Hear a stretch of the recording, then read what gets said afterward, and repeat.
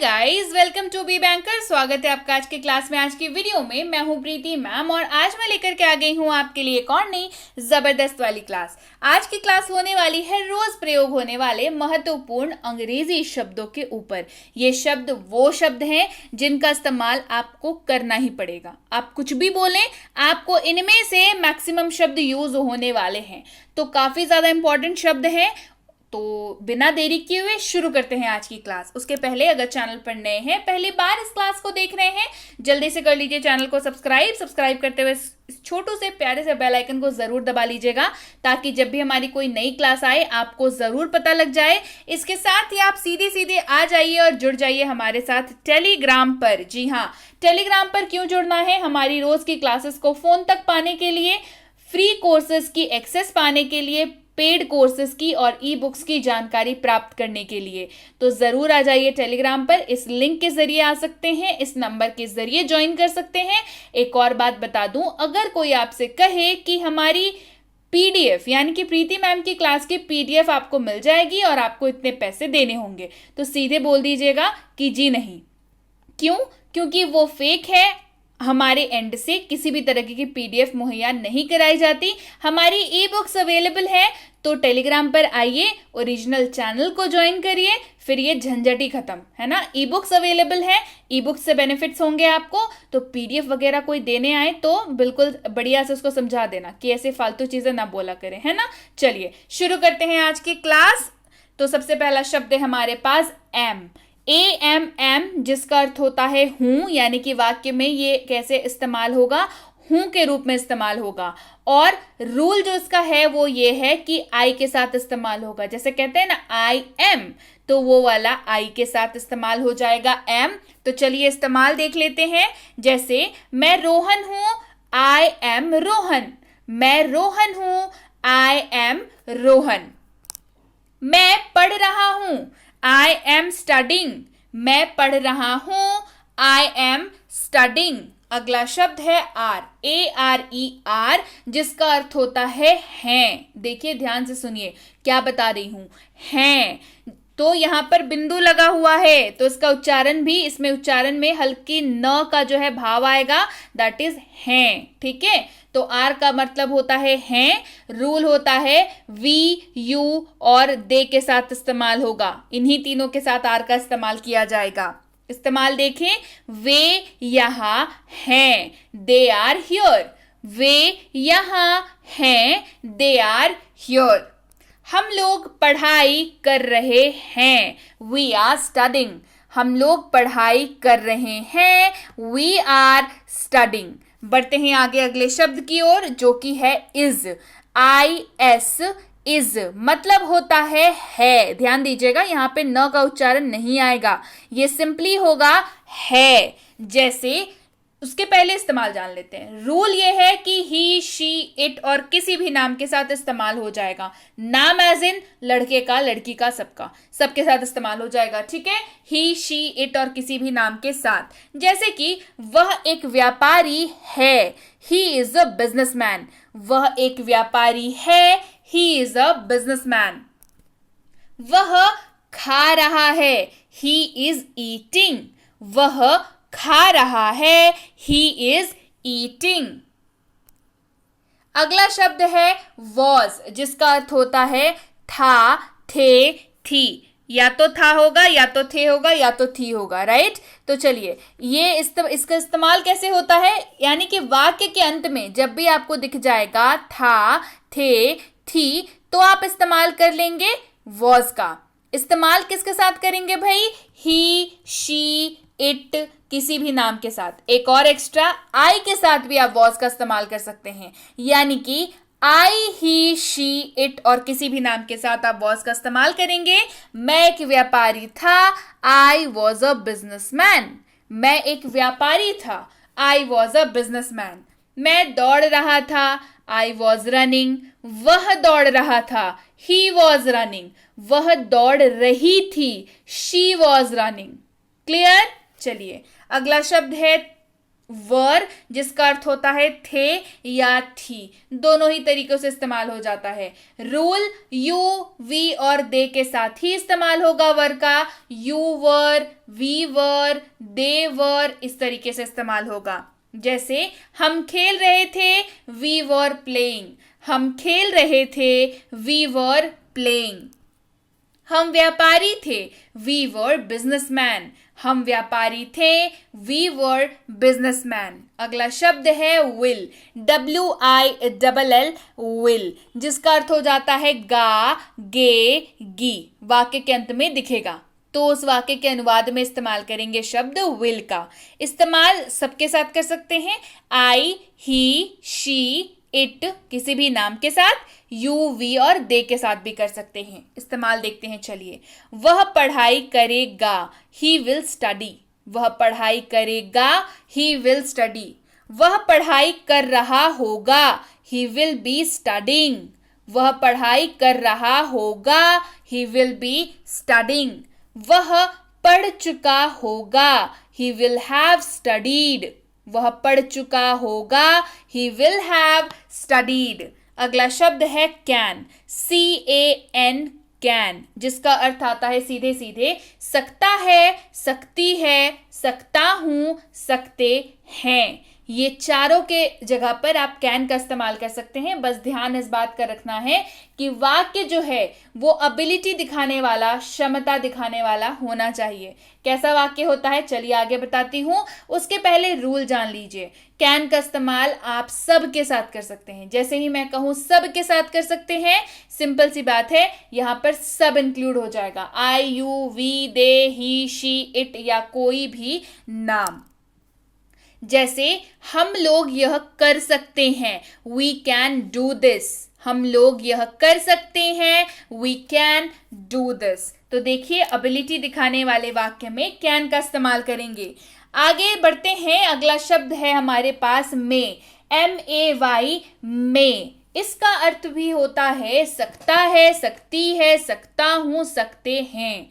तो फर्क क्या हुआ चलिए आगे बताती हूँ। उसके पहले रूल जान लीजिए। रूल भी सेम रहेगा, I, you, we, they, he, she, it या किसी भी नाम के साथ इस्तेमाल आराम से हो जाएगा। फर्क यहाँ पर यह है कि कैन का इस्तेमाल क्योंकि एबिलिटी दिखाने के लिए कर रहे थे, है ना, क्षमता दिखाने की बात कर रहे थे। मे का इस्तेमाल परमिशन के लिए करेंगे, रिक्वेस्ट के लिए करेंगे, अनुरोध के लिए करेंगे, है ना। जैसे क्या मैं आपकी मदद कर सकता हूं, मे आई हेल्प यू। क्या मैं आपकी मदद कर सकता हूं, मे आई हेल्प यू।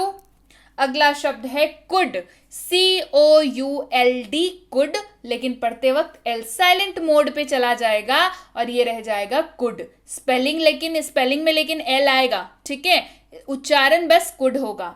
अर्थ होता है सका, सकी, सके। या तो वाक्य में ये दिखे, या तो सकता था, सकती थी, सकते थे, या तो वाक्य में ये दिखेगा। वाक्य किस नेचर का होगा, ये सबसे पहली चीज तो कुड जो है वो कैन का पास्ट फॉर्म है, ठीक है। कैन का पास्ट फॉर्म है कुड, तो कैन एबिलिटी दिखाता है, कुड भी एबिलिटी ही दिखाएगा। और कैन भी सबके साथ इस्तेमाल होता है, कुड भी सबके साथ इस्तेमाल होगा, I, you, we, they, he, she, it और किसी भी नाम के साथ। जैसे मैं यह नहीं कर सका, I could not do it. मैं यह नहीं कर सका, I could not do it. बढ़ते हैं आगे, अगला शब्द है कैन बी, CAN, कैन, साथ में लग गया है बी। अर्थ बन गया जा सकता है, जा सकती है, जा सकते हैं। और ये जाने वाला जाना नहीं है, ठीक है, ये एक्चुअल वाक्य में कुछ हैपनिंग है उसके बारे में बात हो रही है, वो जाने गो वाला जाना नहीं है ये, है ना। कैन बी, जा सकता है, जा सकती है, जा सकते हैं। इस्तेमाल सबके साथ होगा, I, you, we, they, he, she, it और किसी भी नाम के साथ। तो ये जा सकता है, जा सकती है, जा सकते हैं कैसे इस्तेमाल होता है चलिए देखें। जैसे उसे धोखा दिया जा सकता है, ही कैन बी चीटेड। अब बताइए यहां पर गो आएगा क्या, नहीं आएगा ना। हम लोग बात की बात कर रहे हैं कि उसे धोखा दिया जा सकता है, ही कैन बी चीटेड। अगला शब्द है हैव, जिसका अर्थ होता है पास है। और एक बात बता दूं, हैव का इस्तेमाल दो तरीकों से होता है, मेन वर्ब के तौर पर, हेल्पिंग वर्ब के तौर पर। तो मेन वर्ब के तौर पर इस्तेमाल होगा तो इसका अर्थ आ जाएगा पास है वाक्य में, है ना। वाक्य में अर्थ आएगा पास है। इस्तेमाल होगा आई, यू, वी और दे के साथ जब मेन वर्ब की बात कर रहे हो। जैसे मेरे पास एक बुक है, आई हैव अ बुक। मेरे पास एक बुक है, आई हैव अ बुक। इसके अलावा हैव का इस्तेमाल हेल्पिंग वर्ब के रूप में भी होता है। हेल्पिंग वर्ब यानी कि सहायक क्रिया। रूल तो सेम रहेगा कि आई, यू, वी और दे के साथ इस्तेमाल होगा, लेकिन हेल्पिंग वर्ब में जब ये इस्तेमाल होगा तो सीधे सीधे तौर पर आपको कोई शाब्दिक अर्थ देखने को नहीं मिलेगा वाक्य में इसका। जैसे आप पढ़ाई कर चुके हैं, यू हैव स्टडीड। आप पढ़ाई कर चुके हैं, यू हैव स्टडीड। तो यहां पर सीधे सीधे तौर पर शाब्दिक अर्थ नहीं दिखेगा आपको, लेकिन हैव का इस्तेमाल जरूरी है। इसी वजह से इसका नाम जो है वो हेल्पिंग वर्ब यानी कि सहायक क्रिया पड़ा है। साथ में है हैज, जिसका अर्थ भी होता है पास है। HAS हैज अर्थ होता है पास है। दो तरीकों से इस्तेमाल होता है, मेन वर्ब और हेल्पिंग वर्ब के तौर पर। मेन वर्ब के रूप में जब इस्तेमाल होगा तो इसका अर्थ होगा पास है, और यह इस्तेमाल हो जाएगा आई, ही, शी, इट और किसी भी नाम के साथ। जैसे उसके पास एक कार है, ही हैज अ कार। उसके पास एक कार है, ही हैज अ कार। अब हेल्पिंग वर्ब में इस्तेमाल होगा कैसे वो देखते हैं। रूल जान लेते हैं। Rule will be same, he, she, it और किसी भी नाम के साथ इस्तेमाल हो जाएगा। उसने पढ़ाई कर ली है, ही हैज स्टडीड। उसने पढ़ाई कर ली है, ही हैज स्टडीड। अगला शब्द है हैड, HAD हैड, जिसका अर्थ होता है पास था। क्या अर्थ होता है? पास था। दो तरीकों से इस्तेमाल होता है, मेन वर्ब और हेल्पिंग वर्ब दोनों ही रूप में इस्तेमाल हो जाता है। Rule I, you, we, they, he, she, it और किसी भी नाम के साथ, यानी कि सबके साथ इस्तेमाल होगा। तो चलिए पहले मेन वर्ब का इस्तेमाल देख लेते हैं। उनके पास एक कार था, दे हैड अ कार। उनके पास एक कार था, दे हैड अ कार। अब देखते हैं हेल्पिंग वर्ब के तौर पर जब इस्तेमाल होगा तब क्या होगा। हेल्पिंग वर्ब के तौर पर जब हैड का इस्तेमाल होगा तो कोई शाब्दिक अर्थ आपको नहीं दिखेगा, लेकिन इस्तेमाल जरूरी होगा। रूल विल बी सेम कि सबके साथ इस्तेमाल हो जाएगा। वह पढ़ाई कर चुका था, ही हैड स्टडीड। वह पढ़ाई कर चुका था, ही हैड स्टडीड। आगे बढ़ते हैं, बात कर लेते हैं इन तीनों की। ये जो तीन आपको दिख रहे हैं वो हैं डू, डज और डिड। सबके बारे में पढ़ेंगे, पर जो कॉमन चीज है उसको पहले जान लीजिए। चाहे आप तो बात डू की कर लें, या तो डज की कर लें, या तो डिड की कर लें। इन तीनों का ही इस्तेमाल दो तरीकों से होता है, मुख्य क्रिया यानी कि मेन वर्ब के रूप में, हेल्पिंग वर्ब यानी कि सहायक क्रिया के रूप में। चलिए एक एक करके सबके बारे में जानते हैं। डू का इस्तेमाल बता दिया, मेन वर्ब हेल्पिंग वर्ब दोनों के तरफ से होता है। सबसे पहले मेन वर्ब की बात कर लेंगे। डू का इस्तेमाल जब मेन वर्ब के तौर पर हो तब इसका अर्थ होता है करना। क्या अर्थ होता है? करना। और इस्तेमाल आई, यू, वी और दे के साथ होता है। जैसे मैं अपना काम करता हूं, आई डू माई वर्क। मैं अपना काम करता हूं, I do my work. Does का इस्तेमाल भी दो तरीकों से होता है, मेन वर्ब हेल्पिंग वर्ब दोनों के तरीकों से होता है। और सबसे पहले मेन वर्ब का इस्तेमाल देखेंगे जहां पर इसका अर्थ होगा करना। फर्क क्या है? इस्तेमाल का फर्क है। एक का इस्तेमाल आई, यू, वी, दे के साथ होता है। डज का इस्तेमाल ही, शी, इट और किसी भी नाम के साथ होता है। इस्तेमाल देखते हैं। वह अपना काम करता है, ही डज हिज वर्क। वह अपना काम करता है, ही डज हिज वर्क। अब बात करते हैं डिड की, जिसका भी तो इस्तेमाल मुख्य क्रिया और सहायक क्रिया दोनों के रूप में होता है, और इसका अर्थ हो जाता है किया। क्या अर्थ होता है? किया। मेन वर्ब के रूप में इस्तेमाल देखते हैं। हमने अपना काम किया, वी डिड आवर वर्क। हमने अपना काम किया, वी डिड आवर वर्क। बात हो गई हमारी मेन वर्ब की क्लियर। अब हम लोग बात करेंगे हेल्पिंग वर्ब की, यानी कि सहायक क्रिया की। तो डू, डज और डिड तीनों ही सहायक क्रिया के रूप में भी इस्तेमाल होता है। तो सहायक क्रिया में भी, हेल्पिंग वर्ब में भी ये तीन तरीकों के वाक्यों में इस्तेमाल होता है। सबसे पहला एफर्मेटिव। यानी कि जो नॉर्मल से वाक्य होते हैं उनमें इस्तेमाल होता है ये जोर डालने के लिए, किसी चीज को इंपॉर्टेंट दिखाने के लिए, जोर डालने के लिए। उसके बाद इस्तेमाल होता है इंटरोगेटिव वाक्य में, यानी कि सवाल पूछने वाले वाक्यों में, सवाल पूछने वाले वाक्यों में इस्तेमाल होगा। ठीक है। अच्छा, इसके अलावा नेगेटिव यानी कि नकारात्मक वाक्यों में भी इसका इस्तेमाल हो जाएगा। तो चलिए एक एक करके सबका इस्तेमाल देखते हैं। सबसे पहले बात कर लेते हैं, क्योंकि हम लोग हेल्पिंग वर्ब की बात कर रहे हैं, डू डज डिड की बात कर रहे हैं, यहाँ पर सहायक क्रिया की बात हो रही है। और सबसे पहले एफर्मेटिव सेंटेंसेस की बात करेंगे, जहां पर जोर, वाक्य में जोर डालने के लिए इनका इस्तेमाल किया जाता है। जैसे अगर आपको कहना हो मैं खाता तो हूं या मैं खाता ही तो हूं, आई डू इट, आप यहां पर क्या कर रहे हैं, आई डू इट, मतलब आप जोर डाल करके बोल रहे हैं कि खाता तो हूं, खाता तो हूं, आई डू इट। वह पढ़ता तो है या वह पढ़ता ही तो है, ही डज स्टडी, वह पढ़ता तो है, ही डज स्टडी। वह पढ़ता तो था या वह पढ़ता ही तो था, he did study, he did study. अब बढ़ते हैं आगे और डू डज डिड का हेल्पिंग वर्ब के अंडर में इंटरोगेटिव यानी कि सवाल पूछने के लिए कैसे इस्तेमाल करेंगे उसको देखते हैं। सबसे पहला, क्या मैं पढ़ाई करता हूं, डू आई स्टडी, क्या मैं पढ़ाई करता हूं, डू आई स्टडी। क्या वह पढ़ाई करता है, डज ही स्टडी, क्या वह पढ़ाई करता है, डज ही स्टडी। क्या मैंने पढ़ाई की, डिड आई स्टडी, क्या मैंने पढ़ाई की, डिड आई स्टडी। अब बढ़ते हैं आगे और डू डज डिड का इस्तेमाल नेगेटिव वाक्यों में, नकारात्मक वाक्यों में कैसे करेंगे इसको भी जान लेते हैं।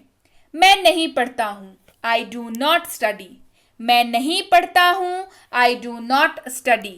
वह नहीं पढ़ता है, ही डज नॉट स्टडी, वह नहीं पढ़ता है, ही डज नॉट स्टडी।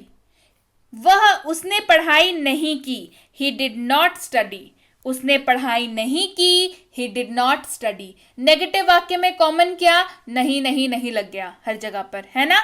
चलिए आगे बढ़ते हैं, कुड हैव का मतलब जानते हैं। कुड हैव आपको उस वाक्य में लगाना है जहां पर दिखे सकता था, सकती थी, सकते थे। इस्तेमाल भाई सबके साथ हो जाएगा, I you we they he she it और किसी भी नाम के साथ। वह मुझे बता सकता था, he could have told me, वह मुझे बता सकता था, he could have told me. इसका स्ट्रक्चर भी जान लीजिए क्योंकि स्ट्रक्चर जरूरी है। स्ट्रक्चर कुछ ऐसा होगा, सब्जेक्ट दिखेगा, साथ में कुड हैव लगेगा, उसके बाद V3 यानी कि वर्ब 3 का इस्तेमाल होगा और ऑब्जेक्ट लग जाएगा अगर वाक्य में है तो। उदाहरण के तौर पर, मैं एक सेब खा सकता था दिख गया, कुड हैव दिख गया। मैं, सब्जेक्ट कौन है इस वाक्य में, मैं एक सेब खा सकता था, तो वहां पर हो गया मैं की अंग्रेजी आई, सकता था लगा हुआ है तो कुड हैव आ जाएगा। खा सकता था तो V3 लगेगा, तो V3 ईट का क्या होता है, ईटन लग गया, बचा क्या, सेब बच गया भाई इस वाक्य में। तो जो बचे कुचे होते हैं वो क्या होते हैं, ऑब्जेक्ट होते हैं या अदर वर्ड्स होते हैं। तो यहां पर हो जाएगा एन एप्पल, मैं एक सेब खा सकता था, I could have eaten an apple. आगे बढ़ते हैं, शुड हैव के बारे में जानते हैं। शुड हैव का इस्तेमाल होता है ना चाहिए था इसके रूप में, ना चाहिए था। इस्तेमाल सबके साथ होता है, I you we they he she it और किसी भी नाम के साथ। जैसे उसे मुझे जानना चाहिए था, आई शुड हैव गॉन, मुझे जाना चाहिए था, आई शुड हैव गॉन। तो क्यों ना इसका स्ट्रक्चर भी देख लिया जाए, subject plus should have plus V3 plus object, यानी कि सब्जेक्ट लग जाएगा, शुड हैव रहेगा, V3 लगेगा, ऑब्जेक्ट रहेगा। जैसे मुझे वहां जाना चाहिए था, तो सब्जेक्ट क्या है यहाँ पर, आई, मुझे यानी कि आई, चाहिए था या ना चाहिए था यानी कि शुड हैव लग गया, जाना गो, V3 गॉन, और बचा क्या, वहां यानी कि देयर। तो मुझे वहां जाना चाहिए था, I should have gone there. अगला शब्द है वुड हैव, WOULD, वुड, साथ में लग गया हैव, बन गया वुड हैव। दिखेगा वाक्य में चुका होता, चुकी होती, चुके होते तो इस्तेमाल करेंगे वुड हैव का। सबके साथ इस्तेमाल कर सकते हैं तो कोई बाउंडेशन नहीं है, आराम से इस्तेमाल करिए सबके साथ। जैसे आप लिख चुके होते, यू वुड हैव रिटन। आप लिख चुके होते, यू वुड हैव रिटन। तो क्यों ना चलिए इसका स्ट्रक्चर भी देख लिया जाए। स्ट्रक्चर कुछ ऐसा होगा, subject plus would have plus V3 plus object. जैसे मैं पिज्जा खा चुका होता, मैं हो गया सब्जेक्ट, चुका होता लग गया वुड हैव, खा V3, ईटन, ईट का ईटन, बचा क्या पिज्जा। तो मैं पिज्जा खा चुका होता, I would have eaten a pizza. अगला शब्द है यूज्ड टू। यूज्ड टू ये इस्तेमाल होता है सबसे पहली चीज तो सबके साथ, ये क्लियर कर लीजिए दिमाग में। दूसरी और सबसे अहम चीज, भूतकाल की आदत या भूतकाल में हमेशा किसी होने वाली क्रिया को दर्शाने के लिए यूज्ड टू का इस्तेमाल किया जाता है। बहुत स्टूडेंट्स कंफ्यूज होते हैं इसमें, मुझे बहुत मैसेजेस आते हैं मैम यूज्ड का इस्तेमाल। भाई करा रही हूं क्लास में तो ध्यान से सुनिए। भूतकाल की किसी भी आदत या भूतकाल में हमेशा होने वाली क्रिया को बताने के लिए यूज्ड टू का इस्तेमाल किया जाता है। उदाहरण देखते हैं, बेहतर समझ आएगा। जैसे वह धूम्रपान करता था, वह धूम्रपान करता था। ये पास्ट की उसकी आदत रह चुकी है कभी, है ना। तो क्या बोलेंगे, he used to smoke. He used to smoke। या वह धूम्रपान किया करता था। देखिए दोनों ही चीजें पास्ट की आदत बता रही है। एक चीज सिंपली आदत बता रही है, दूसरी चीज पास्ट में लगातार होने वाली किसी क्रिया के बारे में बात कर रही है कि वह धूम्रपान किया करता था। He used to smoke। He used to smoke। अगला शब्द है शुड, जिसका अर्थ होता है चाहिए। वाक्य में आपको दिखना चाहिए, चाहिए तो इस्तेमाल होगा शुड का। इस्तेमाल भाई सबके साथ होगा तो नो टेंशन, सबके साथ आराम से इस्तेमाल करिए। जैसे हमें जल्दी जागना चाहिए, we should wake up early. और ये मोस्टली सलाह देने के लिए इस्तेमाल होता है। जैसे जल्दी जागना चाहिए, ये सलाह है ना, आप किसी को सजेशन दे रहे हैं कि अरे हमें जल्दी जागना चाहिए।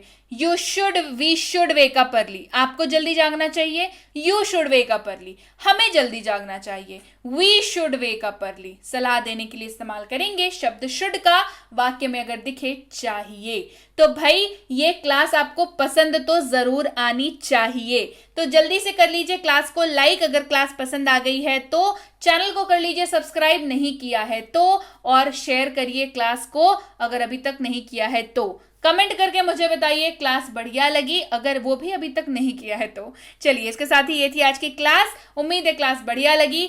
इसके साथ ही टेलीग्राम पर आइए, जुड़ जाइए हमारे साथ हमारी फ्री कोर्सेज की एक्सेस के लिए, जिसकी एक सैंपल है बेसिक प्लस स्पोकन इंग्लिश की कोर्स। ये 15 दिनों की कोर्स है। आप यकीन मानिए इतने लोग बेनिफिट हो चुके हैं इससे, इतने लोग इससे लाभान्वित हो चुके हैं इस कोर्स को करके। मात्र 15 दिनों का समय दीजिए अपने आप को, देखिए कैसे ट्रांसफॉर्मेशन होता है आपके लैंग्वेज का, आपके बात करने के तरीके का। आप कितने अच्छे तरीके से आप डिफरेंस खुद ही ब खुद 15वें दिन महसूस करने लगेंगे कि आप में क्या गजब का डिफरेंस आ गया है। ये कोर्स बिल्कुल फ्री है पर इसकी ई बुक अवेलेबल है जो कि आपको लेनी पड़ेगी, राइट। टेलीग्राम पर आ जाइए, कोर्स मंगवा लीजिए, कोर्स की प्लेलिस्ट मंगवा लीजिए। क्लास 1 से लेकर के क्लास 15 तक आपके लिए अलग से तैयार करके बिल्कुल प्लेलिस्ट रखी गई है, कोई टेंशन नहीं। क्लास 1, क्लास 2, क्लास 3, क्लास 4 ऐसे सब सीरियल वाइज आपको मिल जाएगा। बढ़िया से 15 दिनों की कोर्स करिए, ई बुक ले लीजिए, ज्यादा सहायता हो जाएगी आपको लेकर के कोर्स को कंप्लीट करने में पैरेलली, तो बेहतर होगा आपके लिए। तो टेलीग्राम पर आइए इसके लिए। इसके साथ ही मिनी स्पोकन इंग्लिश कोर्स, इसकी ई बुक के लिए भी टेलीग्राम पर आ जाइए। मिनी स्पोकन इंग्लिश कोर्स बहुत जबरदस्त पावर पैक कोर्स है, तो इसको भी करके देखिए, फिर आपको पता चलेगा कि कहां पर आपको आप लैग करते हैं, कहां पर छूटती है। वो छोटी छोटी चीजें छूट जाती हैं जो लगता है बात करते वक्त कि अरे ये आता होता तो ये हो जाता, वो वाली को कवर कराएगा ये मिनी स्पोकन इंग्लिश का कोर्स और उसकी ई बुक। टेलीग्राम पर कैसे आना है रोज बताती हूँ। टेलीग्राम पे आप जाकर के लिखिए बी बैंकर, यही लिखना है आपको। हो सके तो वीडियो को अभी पॉज करिए और जाकर के टेलीग्राम पर सर्च करिए। टेलीग्राम पर सर्च करेंगे हम लोग, आपको मिलेंगे वहां पर बी बैंकर एजुकेशन सोल्यूशन के नाम से पहला वाला सर्च दिख जाएगा। 8000 से ज्यादा हमारे वहां पर सब्सक्राइबर्स हैं। आप भी एक उनमें से एक हो जाइए और जल्दी से टेलीग्राम पर जुड़ जाइए। इसके अलावा अच्छा हाँ, उसके अलावा जो नीचे ये लोग हैं ना, ये कौन है मुझे नहीं पता, ठीक है, ये प्रीति मैम तो नहीं है और ना ही ये बी बैंकर के लोग हैं, तो आप इनके साथ तो नहीं जुड़िए, है ना। शुरुआत में जो आपको सर्च दिख रही है मोर देन 8000 सब्सक्राइबर्स वाली, वहां पर आप आइए और जुड़ जाइए। आप इस लिंक के जरिए जुड़ेंगे, बहुत बढ़िया हो जाएगा, क्योंकि सीधे आप पेज पे लैंड करेंगे जहां पर ज्वाइन का बटन मिलेगा। ज्वाइन का बटन क्लिक करिए और आप बन गए इस परिवार का हिस्सा। साथ ही इस नंबर को सेव कर लीजिए, नंबर के जरिए ज्वाइन कर लीजिए, इसके जरिए भी आप इसी पेज पे लैंड होंगे और इस पे आप ज्वाइन बटन पे क्लिक करेंगे और आप बन जाएंगे इस परिवार का हिस्सा। ये तीनों किताबें वेरी सून लॉन्च होने वाली है, तो जल्दी से टेलीग्राम पर आ जाइए ताकि आपको पहले दिन के ऑफर्स मिल सके। जी हाँ, क्योंकि लॉन्चिंग वाली डे होगी तो जो भी लेगा भाई तो उसके तो वारे न्यारे, है ना। तो तीनों किताबें बहुत जल्द लॉन्च हो रही हैं, तो जल्दी से टेलीग्राम पर आ जाइए इसके लिए भी। और अगर आप करना चाहते हैं हमारा कोई भी एक्सक्लूसिव पेड कोर्स, जैसे कि है प्रीमियम स्पोकन इंग्लिश का कोर्स, जो कि एक कंप्लीटली पेड कोर्स है जिसमें आपको प्रॉपर गाइडेंस के तहत ये कोर्स कराई जाती है, डाउट्स एनकाउंटर किए जाते हैं, आपके होमवर्क दिए जाते हैं, आपके होमवर्क चेक किए जाते हैं, आपको बताया जाता है आप कहां पे गलती कर रहे हो। ये कोर्स करने के लिए टेलीग्राम पर पता कर लीजिए। बेसिक इंग्लिश ग्रामर कोर्स करने के लिए भी टेलीग्राम पर पता कर सकते हैं। बेसिक इंग्लिश रीडिंग के कोर्स के लिए भी टेलीग्राम पर पता कर लीजिए। और टेलीग्राम पर जब भी आप लिख करके भेजें, आपको कोई चीज चाहिए तो आप लिख के भेजिए कि मुझे चाहे फ्री कोर्स हो चाहे पेड कोर्स हो, कोर्स का नाम लिख करके भेजें ताकि हमारे प्रतिनिधि अब तक सही समय पर सही जानकारी पहुंचा पाए। जानकारी मिलने में 12 से 48 घंटों का वक्त लग जाता है, तो कृपया प्रतीक्षा करें। और अगर मैसेज कर दिया है, निश्चिंत हो जाएं, आपको रिप्लाई जरूर मिलेगा। क्लियर हो गई बात? So yes guys, that's it for today. Thank you so much for watching be with Be Banker, empowering life through knowledge. Thank you so much for watching. Stay tuned to Be banker.